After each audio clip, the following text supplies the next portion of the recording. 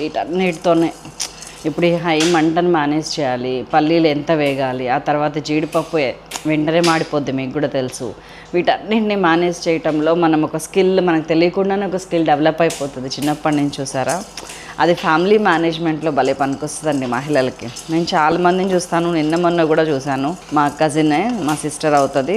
అసలు ఎంత బాగా మేనేజ్ చేస్తుందంటే ఇంట్లో అన్ని పనులు, అంతమంది మనుషులు కూడా సాటిస్ఫై అవ్వరు, అట్లీస్ట్ బ్యాలెన్స్ అయ్యేటట్టు ఉన్న సిచ్యువేషన్ని రూయిన్ అవ్వకుండా పని చేయటంలో మహిళలు నిజంగా పెట్టింది పేరు.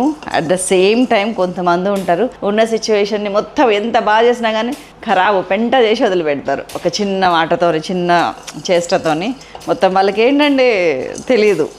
సో అది ఉంది, ఇది ఉంది, కానీ 80% అలా ఉంటే 20% ఇలా ఉంటారు. So always majority wins. మహిళలు గొప్పవాళ్ళు. మీ ఇంట్లో ఎవరన్నా అలా ఉన్నారా? అటు బ్యాలెన్స్ చేసే వాళ్ళు ఉన్నారా, లేకపోతే ఇటు ఖరాబ్ చేసే వాళ్ళు ఉన్నారా? ఉంటారు. ఫ్యామిలీకి ఒకళ్ళు గ్యారంటీగా ఉంటారు. ఉంటే చెప్పండి నాకు ఇక్కడ.